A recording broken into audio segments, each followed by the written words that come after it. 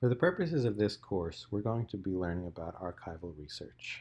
And this lesson, we want to consider what makes archival research different from other things you may have done in the past, and how can we do it? So when we talk about archival research, basically we're talking about conducting original research using primary sources. So there's two things we need to do. First, think about the types of primary sources we would need for the research we're conducting, and then think about how to find them. So first, let's just talk about the primary sources themselves. We're trying to think about what led a certain type of business to kind of disappear in New York City. In particular, the candy store or the soda shop, some variation of that. So we could read books that are already written on the subject and just regurgitate what those authors have already written, but we want to tell our own story. Something that hasn't really been told before about specific places in New York City that still exist but are part of this disappearing business. So what we would need to do is be able to find primary sources that help us tell this story in the way we want to tell it. Think of it this way. Let's say you're trying to tell the story of your own life in an autobiography. You want to have a chapter on what it was like to be 5-year-old you. You could try and write that chapter from memory, but it's not going to be adequate because you can't remember enough. So somewhere in the world right now, there are things left over that tell us about what it was like when you were 5. And if we could pull them all together, you would be able to tell the story much more adequately. Think of it this way. Do your parents have all the photos that they took of you that year? If you could find them and put them into one place, you could look at the photos, see what you don't remember, ask the people in those photos about what was going on, write it down, learn more about what's now gone from your memory. Find birthday cards that were given to you that year. See who was giving you birthday cards that year. Track down the people you don't remember. Learn about why they were in your life at that time. You could even find things that aren't part of your, life, like the birthday cards that were given to you or photos that were given to you, like just newspaper articles from the time period that would tell you things about what would have been relevant to you. So what were the hottest toys that year? You probably had some of those toys. It'll jog your memory, make you start remembering things. Find video clips from shows you watched as a child. It'll show you what, types of things you were learning about and thinking about on a daily basis. Your parents might have saved schoolwork. You can look and see what kind of writer you are, how you thought about, your family, the things you were doing, your school. That type of writing from a 5-year-old will give great insight into your mindset. But when we bring all of these things together, we can write a much fuller and more in-depth story about your life as a 5-year-old than if we just relied on your memory. So similarly, we don't want to just rely on what's already been written about this topic. We want to find our own sources from the time period about the topic that we're looking at. These are primary sources, things that were written by people who were witnessing the things that we are trying to capture and bring back. So, where do we find them? It's called archival research because we would find them in an archive. So your parents, for 5-year-old you, might have a very kind of rudimentary archive, which would be, a photo album with all those pictures, a folder with all your schoolwork, a keepsake, box with all your birthday cards. That would be their archive. Well, what archive is out there for primary sources about life in New York City from, say, 1900 to the present? One of the best archives is newspaper archives. There will be things online that will tell us every single article written for 100 years in New York City and about New York City, and it will be searchable. If we can find articles written at the time period as this business model was kind of leaving New York, we could see firsthand accounts of why it was leaving, what people thought about it, and learn more from that. So here's an article from the New York Times I was able to find from 1984. We could go earlier than that, but this is just one of the first things I found.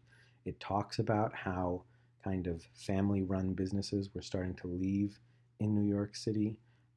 It references a candy store that was owned by this person, Mary Finelli. It had to close after 20 years because she couldn't afford the higher rent, and a boutique store was moving in.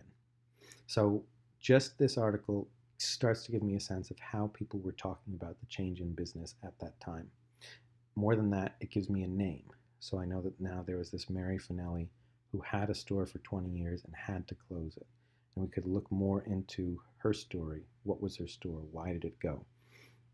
So the primary source, in this case, the article documenting, in real time, the change in business structure, starts to point me in other directions. Here's an article from Chicago. I didn't want to do too much New York research because I want to save that for you, but this tells us about a specific candy store that was closing and why it was closing and why it was so important to the neighborhood. So I was able to find in Chicago newspaper archives the story of this candy store. But once I had the name, I could go to other archives. So just as one set of archives for your parents might be the folder of your schoolwork, one set of archives might be, for us, all the newspaper articles ever written. Another set of archives might be photographs. So in this case, the Chicago Art Institute has an archive of photos of important places in Chicago, and I was able to find a photo of this candy store so that we can visualize it. Now I'm starting to piece things together, just like our 5-year-old autobiography. So what I'm trying to show you here is one of the things we need to do is not just search Google, because we're no longer in that world where Google's going to do the work for us. What we use Google to do is find the place that's going to help us find our sources. So in this case, we want to find archives, basically giant folders of primary sources. So one of the things we want to find is, where's that place that will let me search all the newspapers articles ever written about this? Where is that place will help me find photos from the time period that might not be easily available through just a simple Google search? So where do we start? Libraries. Libraries might seem quaint to you at this point because we're so used to using Google, but they are still essential to the type of work that we're going to do. And why? Think about it. If there's a website somewhere that has digitized every single article ever written in New York City, that's going to cost some money to digitize it. It's going to cost some money to make it searchable for you.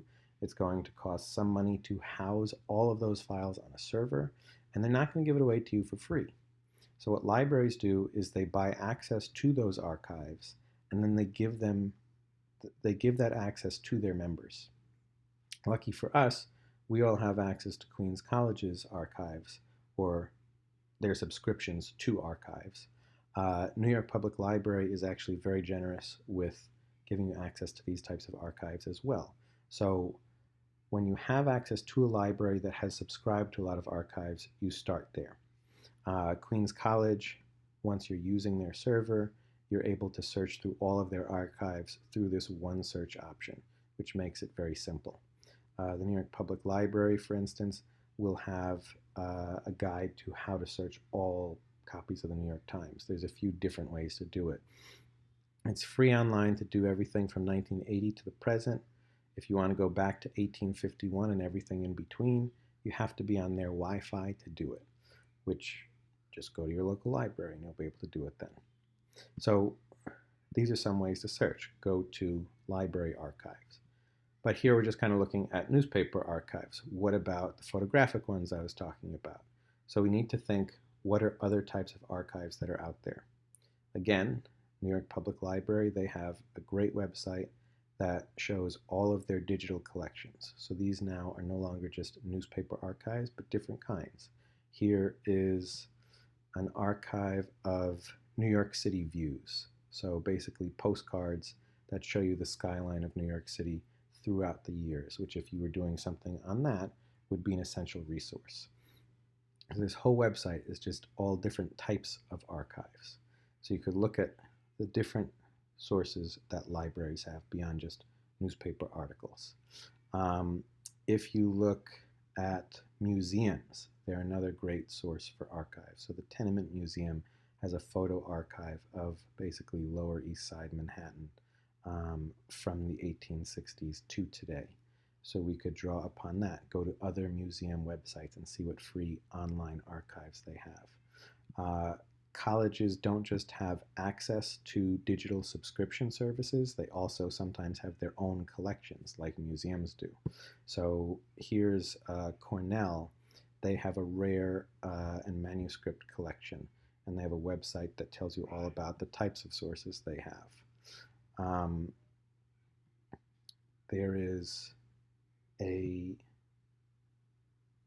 have so much online that their website just kind of tells you about what their sources are.